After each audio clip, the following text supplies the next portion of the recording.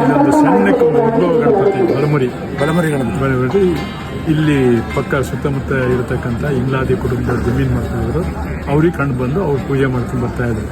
ವರ್ಷಕ್ಕೊಂದ್ಸರಿ ಉತ್ಸವ ಮಾಡ್ತಾರೆ. ಇಲ್ಲಿಂದ ದೇವಂಗಿಯವರಿಗೆ ಹೋಗಿ ದೇವಂಗಿಯಿಂದ ವಾಪಸ್ ಇಲ್ಲಿ ಬಂದು ಪ್ರತಿ ವರ್ಷ ಒಂದು ಇದು ಅದು ಹಾಗೆ ಬೆಳೀತಾ ಇರುವಾಗ ಇಲ್ಲಿಯವರೆಲ್ಲ ಒಂದು ಗ್ರಾಮಸ್ಥರೆಲ್ಲ ಸೇರಿ ಇದಕ್ಕೊಂದು ಒಳ್ಳೆ ದೇವಸ್ಥಾನ ಮಾಡೋಣ ಅಂತ ಹೇಳ್ಕೊಂಡು ಒಂದು ಒಳ್ಳೆ ದೇವಸ್ಥಾನ ಕಡಿದು ಮೇಲೆ ಆ ಜಾಗ ಬೇಡ ಮೇಲ್ ಕಟ್ಟೋಣ ಅಂತ.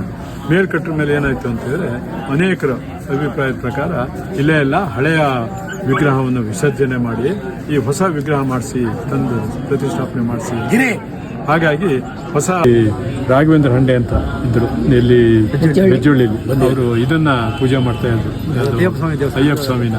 ಅವ್ರನ್ನ ಹೋಗಿ ಕೇಳಿದಾಗ ಅವರು ಅವರು ಜ್ಯೋತಿಷಿಕಾರರು ಕವಡೆ ಹಾಕಿ ಪ್ರಶ್ನೆಯನ್ನು ನೋಡಿ ಅವ್ರು ಹೇಳಿದ್ರು. ಒಂದು ಉತ್ತರದಲ್ಲಿ ನಾವು ಬೆಜ್ಜೋಳಿ ಭಟ್ರ ಹತ್ರ ಹೋಗಿ ಕೇಳಿದಾಗ 5 ಗರಿಕೆ ಹುಲ್ಲು ಕೊಡ್ತೀನಿ, ಅದನ್ನ ನೀವು ಗಣಪತಿ ಬಿಟ್ಟಿರ್ತಕ್ಕಂಥ ಜಾಗದಲ್ಲಿ ಆ ನೀರಿಗೆ ಹಾಕಿ ಅದರಲ್ಲಿ 1 ಗರಿಕೆ ಹುಲ್ಲು ಮಾತ್ರ ಸುತ್ತಾಗುತ್ತೆ, ಅಲ್ಲಿ ನಿಮ್ಮ ಗಣಪತಿ ಇರ್ತಾನೆ ಅಂತ. ಅದೇ ರೀತಿಯಾಗಿ ಅವ್ರ ನುಡಿ ಪ್ರಕಾರದಲ್ಲಿ ಗಣಪತಿ 1 ಗರಿಕೆ ಹುಲ್ಲು ಸುತ್ತಾಗ್ತಾ ಇತ್ತು. ಆ ಪುತ್ಲಿ ಮಠದಲ್ಲಿ ಆ ಕ್ರಾಸಲ್ಲಿ ನಿಲ್ಲದೇ ಇಲ್ಲ, ಆ ನಿಲ್ಲೇ ಇರೋ ಜಾಗದಲ್ಲಿ ಸುತ್ತಾಕಂದು ಭಾರಿ ವಿಶೇಷವಾಗಿ ಅಲ್ಲಿ ಗಣಪತಿನ ಎತ್ತಿದಾಗ ಗಣಪತಿಯ 5 ವರ್ಷ ನೀರಲ್ಲಿತ್ತು.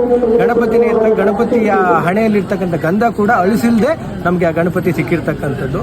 ಅಲ್ಲಿಂದ ಮತ್ತೆ ನಮ್ಮ ಇಂಗ್ಲಾದಿ ಕುಟುಂಬದವರು ಮತ್ತೆ ನಮ್ಮ ಅಧ್ಯಕ್ಷರ ನೇತೃತ್ವದಲ್ಲಿ ಗಣಪತಿ ದೇವಸ್ಥಾನ ಮತ್ತೆ ನಮ್ಮ ಎಲ್ಲ ಮೆಂಬರ್ಸ್, ನಮ್ಮ ಗಿರೀಶಣ್ಣ, ನಮ್ಮ ಶ್ರೀಧರಣ್ಣ, ನಮ್ಮ ರಾಘವಣ್ಣ ಆಗಿರ್ಬೋದು, ಮಹೇಶಣ್ಣ ಆಗಿರ್ಬೋದು, ಎಲ್ಲ ನಮ್ಮ ಅಶೋಕ್ ಅವರು, ನಮ್ಮ ರತ್ನಾಕರ್ ಅವರು ಎಕ್ಸ್ಪೈರ್ ಆಗಿದ್ದಾರೆ. ಅವರು ಭಾರಿ ಶ್ರಮ ಪಟ್ಟು ದೇವಸ್ಥಾನಕ್ಕೆ ಎಲ್ಲರ ಒಂದು ಸಮ್ಮುಖದಲ್ಲಿ ದೇವಸ್ಥಾನ ಅತ್ಯಂತ ಯಶಸ್ವಿಯಾಗಿ ನಡೀತಾ ಇದೆ. ದೇವಸ್ಥಾನದಲ್ಲಿ ಸಾಕಷ್ಟು ಮಿರಾಕಲ್ಗಳು ನಡೆದಿದ್ದಾವೆ.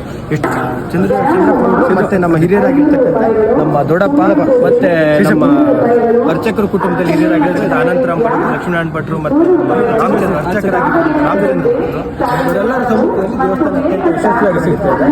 ಅದೇ ರೀತಿ ನಮ್ಮ ದೇವಸ್ಥಾನ ಉಪಾಧ್ಯಕ್ಷರಾಗಿ ರಾಮಪ್ಪ ಈಗ 2 ವರ್ಷಕ್ಕೆ ಎಕ್ಸ್ಪೈರ್ ಅವರು ಕೂಡ ದೇವಸ್ಥಾನಕ್ಕೆ ಸಾಕಷ್ಟು ಶ್ರಮಿಸಿದ್ದಾರೆ.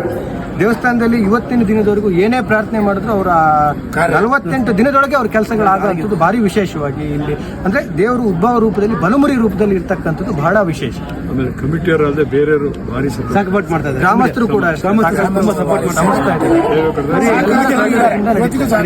ಒಂದು ಸಂಕಷ್ಟಿ ಅಂದ್ರೆ 500ರಿಂದ 600 ಜನ ಜಾತ್ರೆ ಆಗುತ್ತೆ ಅಂತ ಒಂದು ಪವಿತ್ರ ಕ್ಷೇತ್ರವಾಗಿ ನಡೀತಾ ಇದೆ. ಅವರೆಲ್ಲರೂ ಬಂದು ಕ್ಲೀನಿಂಗ್ ಇಂದ ಹಿಡಿದು ಪ್ರತಿಯೊಂದು ರೆಡಿ ನಿಂತಿರ್ತಾರೆ. ಅದು ಭಾರಿ ಸಂತೋಷವಾದ ವಿಷಯ.